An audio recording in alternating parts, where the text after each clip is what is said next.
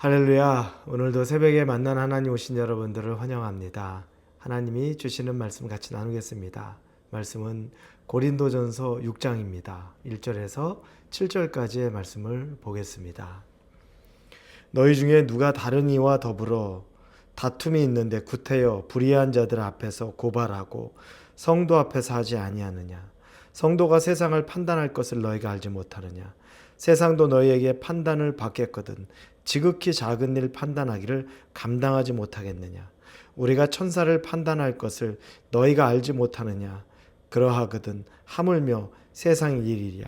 그런즉 너희가 세상 사건이 있을 때 교회에서 경히 여김을 받는 자들을 세우느냐? 내가 너희를 부끄럽게 하려 하여 이 말을 하노니 너희 가운데 그 형제간의 일을 판단할 만한 지혜 있는 자가 이같이 하나도 없느냐? 형제가 형제와 더불어 고발할 뿐더러 믿지 아니하는 자들 앞에서 하느냐? 너희가 피차 고발함으로 너희 가운데 이미 뚜렷한 허물이 있나니 차라리 불의를 당하는 것이 낫지 아니하며 차라리 속는 것이 낫지 아니하냐. 아멘. 요즘 기독교 신문을 보거나 기독교 신문만이 아닙니다. 일반 신문이나 뉴스에도 교회 내 분쟁에 대한 이야기가 나옵니다. 분쟁에 대한 이야기면 꼭 빠지지 않는 것이 법정 송사에 관한 이야기들이 있습니다. 예전에는 그런 교회 내용은 그냥 종교 안에서, 기독교 안에서, 교계 안에서만 알고 그 안에서만 또 해결하고 넘어가는 분위기였는데 이제는 그런 일들이 세상의 뉴스거리가 다 됩니다. 왜냐하면 이제 종교가 더 이상 기독교가 세상으로부터 리스펙을 받기보다는 조롱이 되기도 했고 비난을 받는 일들이 더 많아졌기 때문에 그렇습니다. 그런데 아름다운 뉴스가 나와도 모자를 판에 성도 간에 교회 간에 또 교회 안에서 이런 송사화가 벌어지고 있고 법정 싸움이 벌어지고 있는 건 너무너무 치욕스럽고 부끄러운 일입니다. 이 일에 대해서 바울이 고린도 교회에 이야기하는 겁니다. 이런 일들이 요즘에만 있는 건 아닙니다. 고린도 교회에 그와 같은 일들이 있었습니다. 교회 안에서 다툼, 성도 간의 다툼이 있는데 이게 법적인 송사로 번진 겁니다. 이 문제에 대해서 바울이 이야기를 합니다. 여러분, 과거에도 있었고 현재도 있고 이 모든 악은 그때부터 다 존재했습니다. 우리는 살인이라 그러면 정말 엄청난 일이죠. 그런데 그게 아담의 두 아들 중에 하나가 그 살인을 처음으로 범한 사람입니다. 한 세대에 지나서 겨우 두 세대 만에 살인이 벌어졌으니 그게 인간의 얼마나 악함입니까? 요즘 기독교인들이 다 동성애의 문제에 대해서 민감하고 그것 때문에 이 기독교 내 교파에 갈등이 생기고 교단에서 탈퇴하는 일들 생깁니다. 예민하고 민감하죠. 근데 그 문제가 요즘에만 있습니까? 아니요.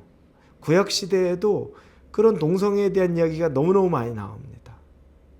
세대는 어떤 세대건 악이 그렇게 존재했습니다. 죄가 그렇게 선명하게 있었던 겁니다. 자, 그런데 이 바울이 그 악하고 그 죄악이 많았던 세대에서, 다툼이 많았던 세대에서 한탄하며 얘기하는 것이 바로 이 부분입니다. 사실은 세상에서 다툼이 일어나면 그 다툼은 교회, 믿는 사람들이 그것들을 중재할 수 있어야 되고 거기에 대한 죄의 판단의 근거도 제시할 정도로 사람들 앞에서, 하나님 앞에서 정결하고 깨끗하고 중심 잡는 역할이 필요했습니다. 그런데 거꾸로 교회 내의 문제, 성도 간의 문제, 이런 문제를 가지고 세상 법정에 가지고 나갔다는 겁니다.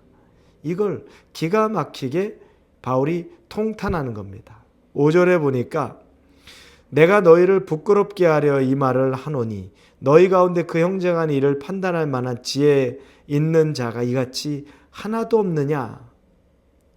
세상에 이미 송사를 가지고 재판을 가지고 세상 법정에 가는 것 자체가 실패했다고 말하는 겁니다. 이미 그걸로 그 자체로 우리는 실패했다.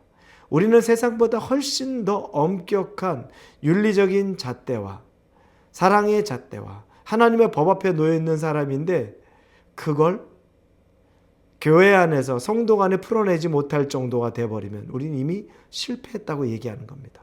부끄러운 일이라고 얘기하는 겁니다. 그리고 7절을 한번 봅니다. 7절에 너희가 피차 고발함으로 너희 가운데 이미 뚜렷한 허물이 있나니 차라리 불의를 당하는 것이 낫지 아니하며 차라리 속는 것이 낫지 아니하냐. 이 말을 우리말 성경으로 보면 더 쉽게 쓰여 있습니다.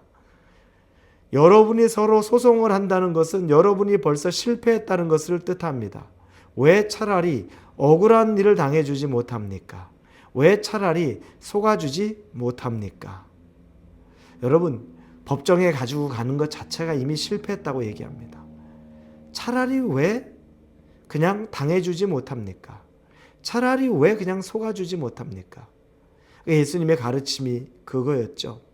오른뺨을 때리면 왼뺨을 대고, 오리를 가자 하면 십리를 가고, 겉옷을 달라 하면 속옷을 주고, 세상의 기준으로 납득하지 못하는 일들을 우리에게 가르쳐 주셨습니다. 그런 관점에서 우리가 배우고 그걸 몸에 익히면 우리에게 세상에서, 아니 교회 내에서 다툼이 일어났을 때 왜 그걸 그 안에서 풀어내지 못하느냐라고 한탄하는 겁니다. 우리가 참 다시 생각해 봐야 됩니다. 분노도 많고 참지 못하는 일도 많고 시시비비 다 가려야 되고 누가 잘했는지 못했는지 구분해야 되고, 이게 우리의 삶 아닙니까? 때로는 알고도 져줄 수 있고 때로는 내가 이길 수 있는데도 져줄 수도 있는 거고, 이걸로 하나님이 우리에게 원하시는데 우리는 그런 삶은 너무 무능력하다고 생각해서 스스로 포기해버린 것 아닙니까? 사랑하는 우리 홀리웨이브 성도 여러분, 하나님의 법 안에서 우리가 조금 더 너그러워지고 알면서도 속아지기도 하고 알면서도 일부러 우리가 더 베풀 수 있는 그런 넉넉한 주님의 사랑을 품고 사는 저와 여러분이 되기를 오늘 우리 주 예수 그리스도 이름으로 축원합니다. 기도합니다. 하나님, 우리의 마음이 예수님의 마음처럼 넓어지기 원합니다. 그 사랑처럼 크게 되기를 원합니다. 우리의 그릇을 넓혀 주시옵소서. 예수님의 이름으로 기도합니다. 아멘.